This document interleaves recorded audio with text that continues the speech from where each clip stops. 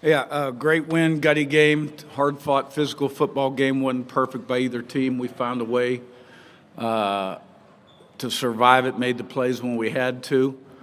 And, I thought once again, when the game was on the line, Fernando was throwing dimes and Charlie Becker was showing up making big plays and Surratt with a big touchdown. Our defense, just created a lot of issues. Ohio State did start to scratch our run game there in the second half and missed that field goal. Of course, we missed one too, so it's even. So it's a great win for us, obviously, our first Big Ten title. And now I got 3.5 weeks to kind of humble this team and get them ready for the playoffs. We'll go here back corner. Please state your name and affiliation. Sammy Jacobs with Hoosier Huddle. Coach, your defense had 8 tackles for loss, 5 sacks. What made them get after the quarterback? Stephen Daly had a big game, and Elijah Hardy had a big game as well, along with Aiden. But what made you guys so successful on defense? Well, I mean, that's been who we've been all year and really since 2019, I'm not going to lie to you. And, we've always been high in TFLs and sacks. And so we got a great effort from our front guys. And, we're down up those blitzes, got the quarterback off rhythm, let him out of the pocket a few times, which we can't do. But all in all, I thought we played pretty well. 33 yards down the field to Charlie Becker. What went into that decision to throw the ball there? I mean, they had, when we started the drive, they had time and timeouts. They had enough time with their timeouts for about 16 plays at the start of our drive. And then they used their timeouts. And, I wasn't going to play not to lose.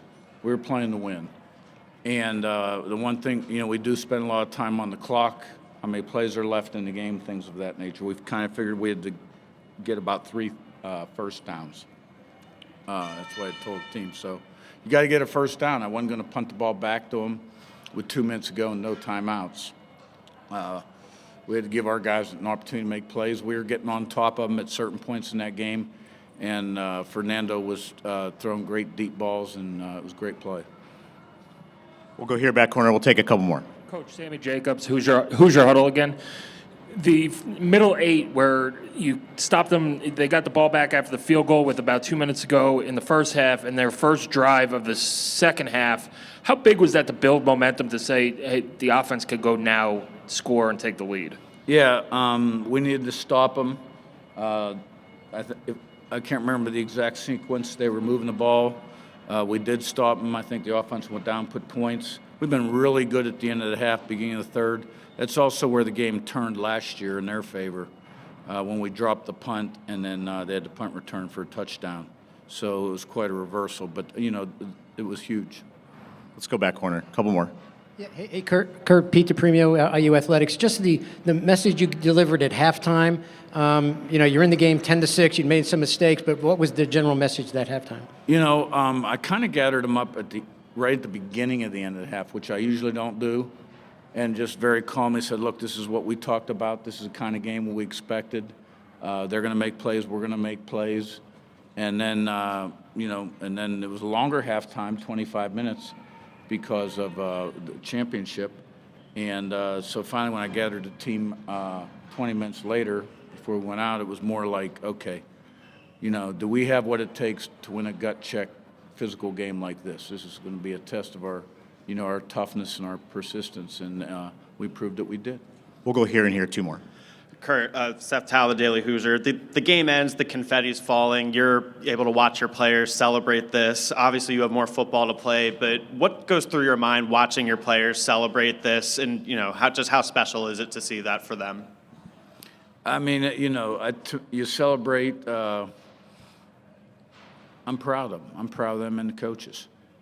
And I'm kind of a what's next kind of guy. That's the way I'm wired. So I'm thinking about where's Ryan Day? Okay, now where's Jeff Kaag? How many interviews do I got to do? And that kind of thing. I liked our preparation coming in this game. I liked our mindset.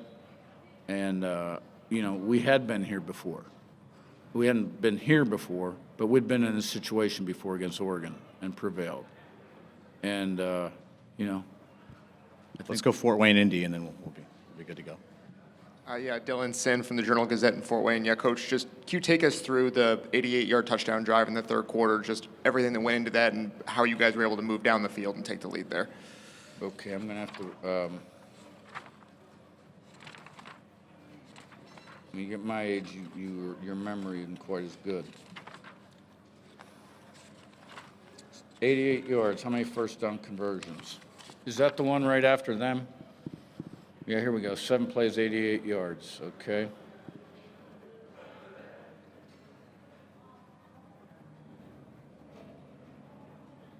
One minute, this is them going 88 yards. 12 plays, 70 yards. I can't, here's what I'm gonna say, okay? We ran the ball effectively when we needed to. I thought our backs ran really hard. The protection for the quarterback improved as the game went on. And we were able to get on top of them in some critical situations, whether it be inside or outside. And Fernando delivered dimes, and the receivers made some nice catches, and there were a couple PI calls.